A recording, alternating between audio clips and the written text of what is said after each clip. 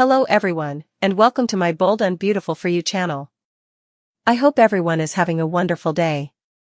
Before we begin, please hit the subscribe button and give this video a thumbs up.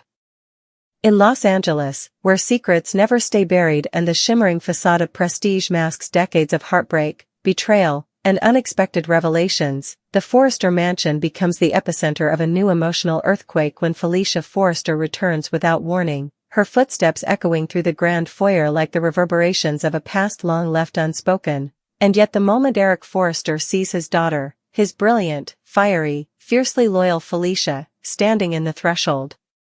with haunted eyes and trembling hands, he knows instantly that whatever brought her back is not a simple family visit but something that will shift the axis of the Forrester universe forever. The past days had already been difficult for Eric as he recovered from the shocking health crisis that nearly took his life. But the quiet stillness of his recuperation is shattered when Felicia clutches a worn envelope and whispers the words that freeze him in place, "Dad, he's my son," and though the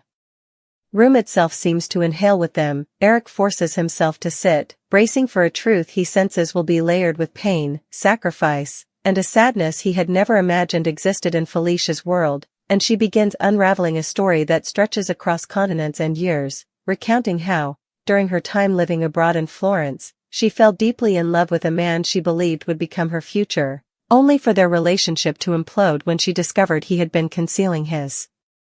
violent family history and was being pursued by dangerous individuals, forcing Felicia to walk away for her own safety, only to later discover she was pregnant, and for the first time in her life she confronted motherhood alone, terrified, heartbroken, yet determined to protect her child. But when complications developed during her pregnancy, resulting in premature labor and a medical emergency that left her unconscious for days, she awoke to find that the baby she had carried, worried over,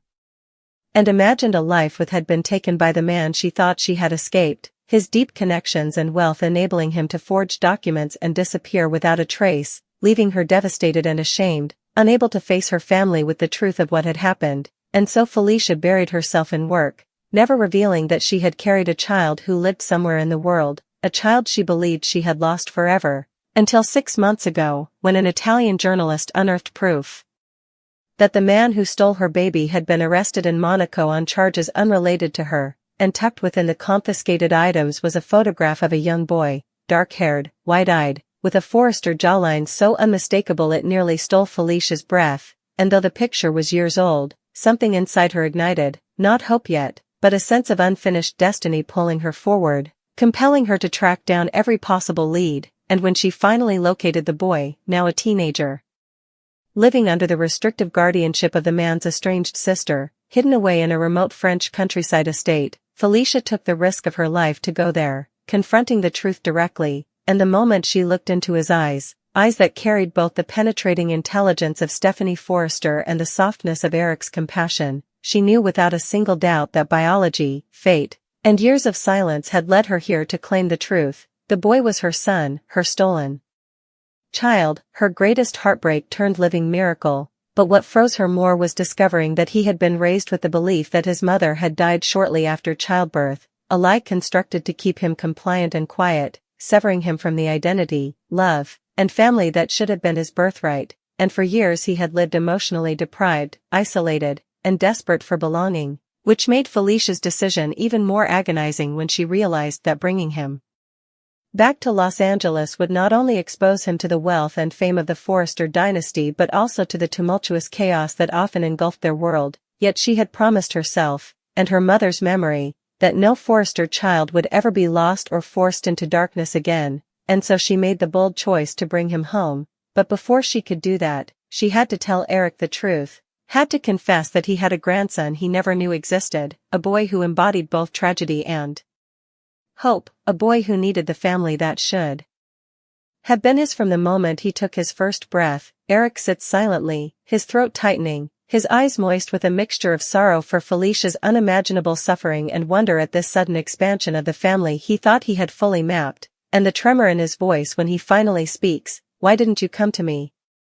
cuts Felicia deeply, triggering the guilt she had carried for years, because in her darkest hours she feared disappointing him, feared that admitting her mistakes and her inability to protect her own child would make her look weak in the eyes of the man she always wanted to make proud, and as she stands there, unraveling the knot of past choices, Eric rises despite his weakened condition, embraces her with a trembling sincerity that surpasses words, assuring her that no matter how much time has passed or what scars they carry, she is his daughter and nothing, no distance, no secrecy, no heartbreak, can change that. But just as Felicia begins to find relief, seeking comfort in her father's arms, Ridge and Brooke enter the room, followed seconds later by Steffi, their voices rising with concern at the sight of Felicia's emotional state, and the moment they realize something monumental has happened, the air shifts as Felicia is forced to recount the entire revelation again, this time with a chorus of bewildered gasps and skeptical questions, especially from Ridge, who is stunned that his sister kept such a catastrophic secret alone, and from Brooke, who knows better than anyone what hidden children can do to the fabric of the Forrester family. Steffi, shaken by her aunt's revelation, can't help connecting the storyline to everything happening with Luna Nozawa, Finn, and Sheila, another child raised in secrecy, another family grappling with buried truths, and the emotional symmetry leaves her breathless, realizing the Forrester family is about to be thrust into yet another storm that will test their unity, compassion, and resilience. Felicia explains that her son is currently waiting for her in a safe house in Malibu, accompanied by security she personally hired to ensure they are not followed by anyone associated with his former guardian. And though Felicia is ready to integrate him into the family, she warns that the boy, Mateo, she reveals softly, needs time,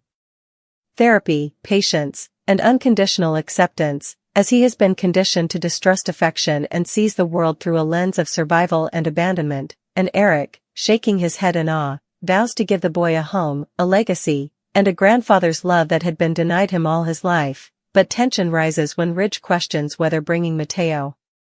Felicia, who passionately defends her son and proclaims she will not allow her family, no matter how well-intentioned, to drive Mateo away or make him feel like an outcast, believes that integrating into the insanity of the Forrester world is genuinely beneficial for him.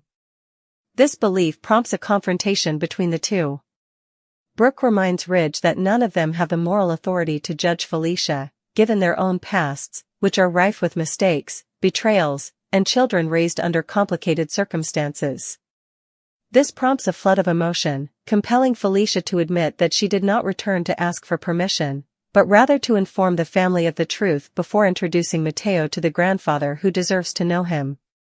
Eric, who is both distraught and resolute, implores the family to discard their preconceived notions and unify in the embrace of the boy. He emphasizes that this is not a scandal or a burden, but rather a blessing that could potentially aid in the healing of the family's wounds that have been inflicted by the recent turbulent years.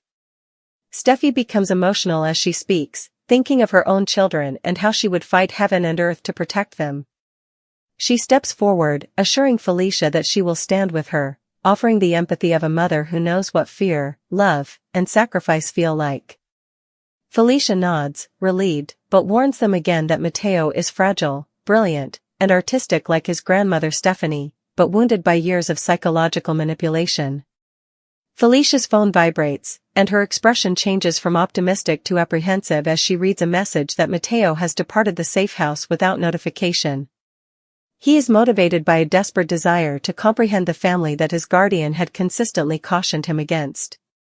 Felicia exhales a trembling realization: Mateo is already on his way to the Forrester mansion. Moments later, the massive wooden doors open slowly, and a young boy steps inside, tall for his age, slender, with deep brown eyes carrying a lifetime of sadness and curiosity, looking around the mansion as though stepping into a world both terrifying and strangely familiar. And when his gaze settles on Eric, something inside him flickers, a recognition beyond DNA, and Felicia whispers, "Dad, he's my son," repeating it not as a confession this time but as a declaration of destiny. And in that moment, as Eric takes a single step toward his long-lost grandson, the entire Forrester family realizes the magnitude of what this revelation will mean for their future: new conflicts, new alliances, new heartbreaks, and new hope. Because whenever a secret child enters the Forrester world, the ripple effects are never small, never simple, and never without consequences. But this time, as Felicia clasps her son's hand and finally feels whole. The consequences might just lead to healing rather than destruction, if the family chooses unity over fear. The moment Mateo steps over the threshold into the Forrester mansion, the energy inside the iconic living room shifts so dramatically that even the walls seem to hold their breath, as though recognizing the arrival of a long-lost heir whose very existence threatens to rewrite the battleground of loyalties and legacies within this famously complicated dynasty. And Felicia watches her son's every movement. His cautious steps, his darting eyes, the way his shoulders tense as if expecting danger to leap from behind the expensive furnishings, her heart aching with the unbearable awareness of how deeply his stolen childhood has shaped him. And Eric, visibly moved, approaches with a gentleness that trembles through his hands, whispering, "Mateo, welcome home." But Mateo doesn't answer. Instead he studies Eric with intense, wary curiosity, as though trying to decipher whether this silver-haired patriarch is a savior, a stranger, or another adult who might disappoint him. And though Felicia tries to bridge the silence with soft encouragement, Mateo's attention suddenly shifts when Ridge steps forward with a firm, assertive presence that Mateo immediately reads as threatening, his instincts flaring as he subtly backs away, gripping the strap of his small worn backpack as though ready to flee, prompting Felicia to shoot Ridge a warning glare while Eric quietly mutters for his eldest son to stand down. And Steffi, noticing Mateo's distress, lowers herself to the floor to appear less intimidating, offering him a gentle smile that momentarily softens his guarded expression. But the fragile peace shatters when Mateo's eyes flicker upward toward the grand staircase, where a shadowy figure has appeared, a tall man in black, his voice cold and commanding as he calls Mateo's name in Italian, revealing himself to be the former guardian Felicia thought she had escaped forever. And Felicia recoils in horror at the sight of him, realizing Mateo must have been followed, and before anyone can react, Mateo's entire body jolts with fear as he stumbles backward, knocking over a priceless Forrester vase, the shattering porcelain echoing through the mansion like a gunshot, triggering chaos as Eric shouts for security. Ridge lunges forward, and Steffi screams for someone to call 911. Mateo, overwhelmed and trembling, collapses to the ground in a panic attack so intense that Finn, who had just arrived after receiving a frantic call from Steffi, immediately rushes to him, slipping seamlessly into doctor mode as he checks Mateo's vitals, calming him with soft, steady words while identifying clear signs of long-term trauma, respiratory distress, and dangerously low blood pressure, all symptoms Finn recognizes from children who have endured years of psychological control and neglect. And his medical instincts scream that Mateo needs a hospital evaluation immediately. But Finn hesitates when he sees the way Mateo clings desperately to Felicia's arm, whispering in broken English, "Don't leave me." Felicia, torn between maternal instinct and panic, promises that no one will ever take him again. Ridge and Brooke confront the intruder at the base of the stairs, learning through his enraged Italian muttering that he believes Mateo still belongs to him legally. Falsified documents years ago, giving him guardianship rights that were never challenged due to Felicia's long silence, and he vows to reclaim what he calls his responsibility, sparking a furious conflict as Brooke demands he leave the property while Ridge threatens to personally drag him out. But just as the standoff escalates, Sheila Carter suddenly appears in the doorway, having arrived after hearing police chatter and wanting to check on Finn and Steffi, and the moment she sees Mateo trembling on the floor, something in her expression changes, softens, not with maternal warmth, but with an eerie familiarity, as if the boy's fear reflects a mirror she's spent decades avoiding, and she quietly warns that trauma like this leaves permanent scars if not handled carefully, prompting Finn, utterly shocked to find himself agreeing with his mother, to insist that Mateo must be removed from this chaos immediately. But Mateo, dizzy and fading, clings to Felicia, whispering that he can't breathe, his eyes